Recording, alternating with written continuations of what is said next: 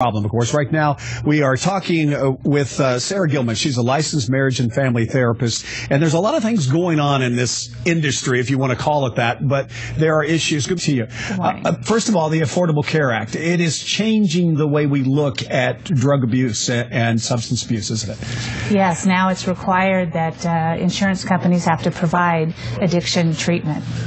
Which makes it an illness, and more people are recognizing it as such. Right. You know, in 1951, the World Health Organization defined it, alcoholism, as a medical disorder. And in 1956, the American Medical Association qualified it as a disease.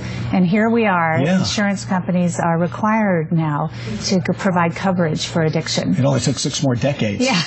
Yeah. Right. Yeah. So how do you think this will affect the treatment? Well, hopefully what it's going to do is provide more people, more coverage, hopefully earlier in this disease. And the other thing that I'm hoping will happen is that it will reduce the stigma. There's an awful stigma with this disease beyond any stigma with any other disorder. And it really prevents people from getting the help that they need because they're hiding out, they're ashamed. It'll bring it out of the closet, so to speak. Hopefully, yes. Yeah. And in so doing, let's transition into the other part of this, is that this is a family situation. It isn't just about the abuser. It's a family and community situation. It's over $600 billion in cost to us. In fact, if you put substance abuse costs into one, it's greater than obesity, smoking, and diabetes put together. So this is costly to everybody.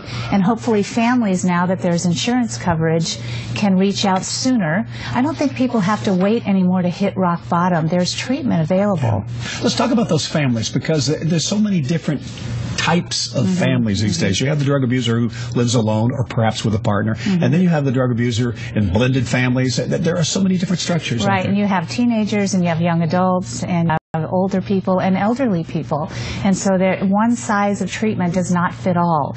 So you really have to look at a comprehensive approach and take it person by person and treat the whole person. It doesn't just affect our physiology, it affects our sense of family, our communication, our biology.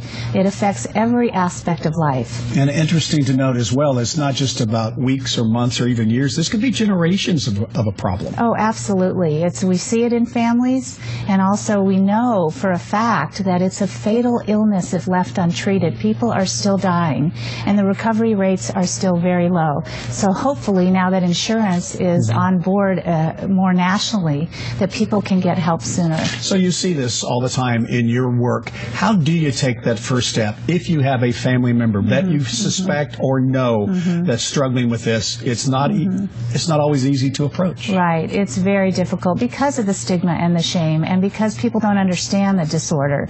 They think it's just somebody acting badly, and it's not. So one place you can call in California, you can go on counselingcalifornia.com, and you can put in your zip code, and you can come up with a licensed marriage and family therapist who specializes in addiction in your area. There are so many resources out there.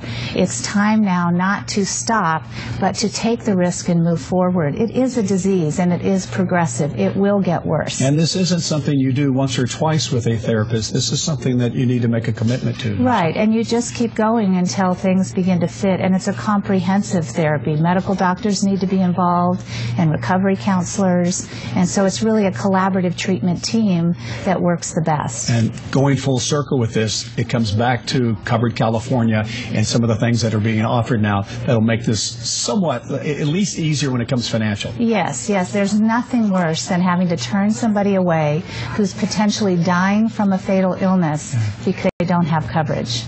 A fatal illness, that's what it is, isn't it? Yes, it is. All right, Sara.